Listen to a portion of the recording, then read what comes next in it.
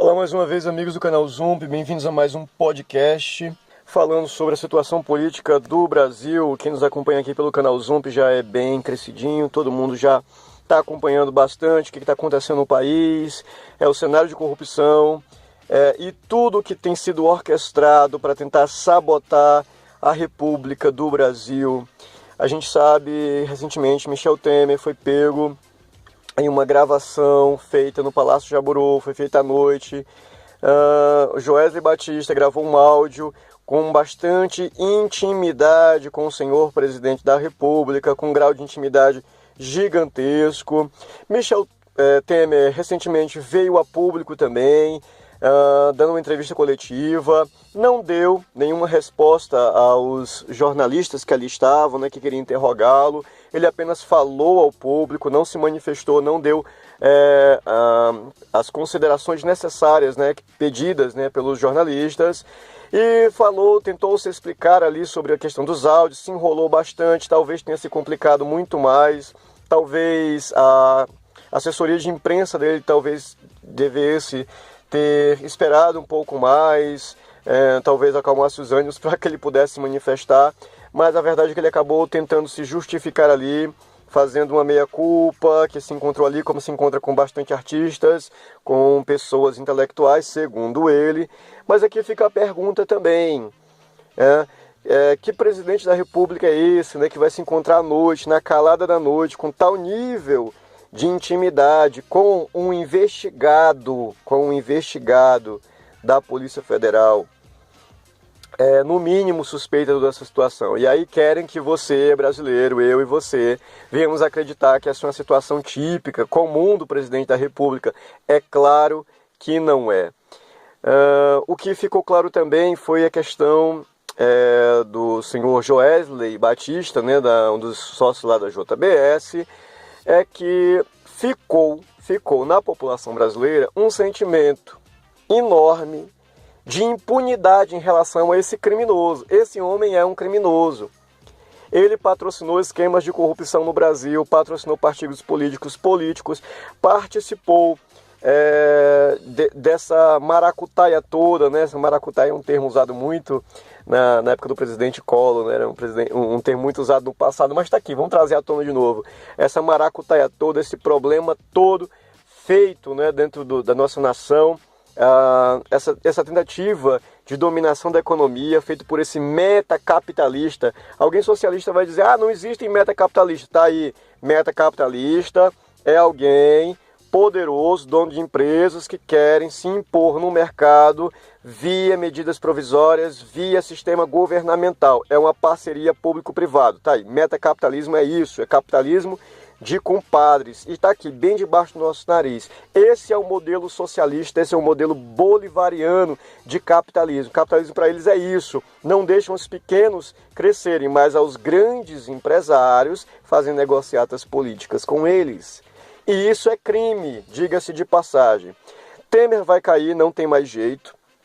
Essa situação já é insustentável, o governo Temer já é bastante fragilizado, já tem muitos inimigos, era um governo de tapa-buraco mesmo, para que se resolvesse temporariamente até que venham as próximas eleições, era um governo de transição mesmo, não foi feito para estar aí para agradar a população, não foi um governo, digamos assim, eleito pelo povo, escolhido pelo povo, mas era um governo apenas de transição, era um governo apenas para evitar que o Brasil continuasse caminhando para o abismo.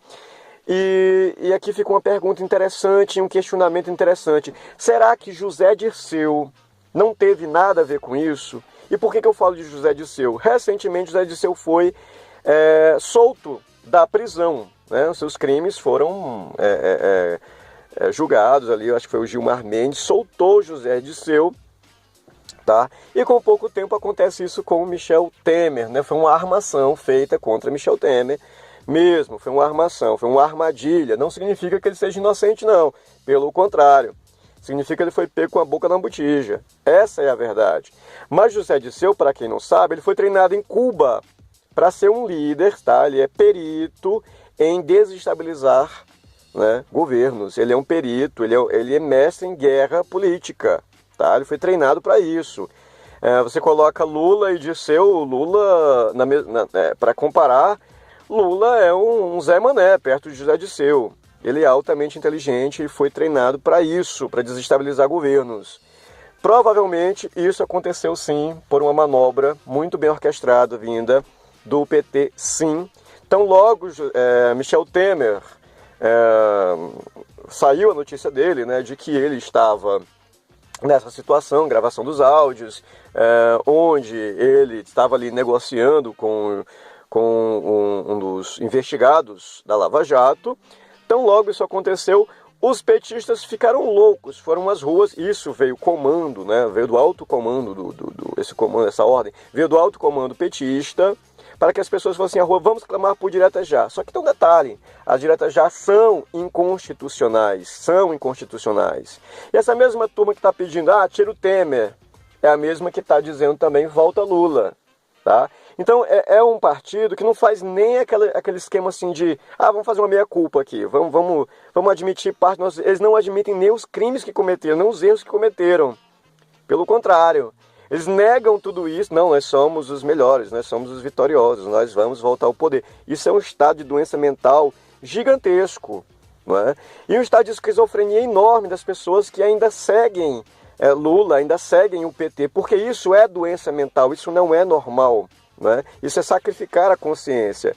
É você pensar que existe uma massa de pessoas manipuladas que sacrificaram suas consciências. Eles estão com a mentalidade criminosa mesmo, eles só estão vendo a vantagem e não estão pensando no país, mas apenas em projeto de partido. Tá? E aqui está o perigo dessa situação toda, que nós estamos num momento de instabilidade no país, e isso é bom para a esquerda, porque a esquerda se alimenta disso, mas eles estão propondo o quê? Reforma constitucional. Reforma constitucional agora, no momento de instabilidade, né? Política, como nós vivemos no país, instabilidade financeira, como nós vivemos no país. Quer dizer, nós estamos mais ou menos sinalizando o mesmo cenário crítico da Venezuela. Estava pior há um tempo atrás. Hoje os brasileiros estão mais conscientes, graças a Deus. Mas se isso acontecesse em 2013, meu Deus, seria o apocalipse. Tá? E aqui eu vou falar mais uma vez. Essa velha política toda está morrendo. Essa política de social-democracia, velhos partidos, a esquerda. Ser de esquerda hoje está se tornando algo cada vez mais bizarro. Porque está cada vez mais visível e notório que eles são pessoas desequilibradas e têm a mentalidade deformada. Tá? Quem defende esses projetos bolivarianos, esses projetos, né, de destruir a economia nacional para criar um modelo econômico que é insustentável, né? Quando a gente vai vendo isso, a gente percebe o quadro de doença mental desse povo, de psicopatia. Então eu vou deixar aqui bem claro o seguinte, em tempos de crise, não dá para negociar, tá, uma reforma constitucional. Isso é um golpe contra a democracia brasileira. E aí a gente vê esses grupelhos de esquerda, como o MST, por exemplo, fazendo discurso de santo. Nós temos que ser a favor das leis, né? Estava lá dizendo o Stedley. Vamos ser a favor das leis, da justiça. Aí você se pergunta, quem é o MST para falar de justiça e respeito? Né? Um grupo que viola as leis constitucionais, estão se lixando para a Constituição brasileira, porque o que interessa é os interesses deles, estão se lixando para as leis de propriedade privada, para respeitar a Constituição e as leis. Está falando de leis agora? O que é isso, né? É absurdo. Então, o que eles querem, na verdade, o que é? É salvar o projeto bolivariano na América Latina. O Brasil, vamos entender uma coisa, o Brasil é a galinha dos ovos de ouro da América do Sul. Tá? O Brasil era a fonte de riqueza usada pelos bolivarianos para financiar os projetos de proto-ditaduras. É isso que era o Brasil. O Brasil financiou projeto na Venezuela, em Angola, financiou projeto em Cuba, em vários lugares, no Peru, e aí vai. Em todos os lugares onde o Foro de São Paulo tinha os seus tentáculos, as suas garras ali. Tá? E agora todo esse esquema está caindo. Se ele cai aqui no Brasil, se essa turma vai presa, todos os outros vão cair juntos porque eles se sustentaram a partir de corrupção. Maduro já conseguiu dar um golpe na Venezuela. A gente vê dia após dia, eu tenho uns seguidores no Twitter da Venezuela, que são venezuelanos, estão ali todos os dias dando um monte de informações sobre os horrores que está acontecendo lá. É um verdadeiro holocausto, pessoas estão morrendo, sendo queimadas vivas. Manifestantes estão sendo queimados vivos. Todos eles fazem parte da turma do Lula, da Dilma, do Foro de São Paulo. Tá? Então esse dinheiro brasileiro, nosso dinheiro, bilhões, trilhões que foram desviados aqui, que não vão mais voltar, era para financiar a criação do Bloco Comunista, que é o Bloco Pátria Grande. E isso está acabando. Esse gracejo da esquerda, né? Essa farra com o dinheiro brasileiro, está acabando. E eles estão doidos, estão desesperados, porque o que resta para eles é cadeia. Fiquem com Deus e até a próxima. Obrigado, então, amigos do canal Zump. Tchau, tchau.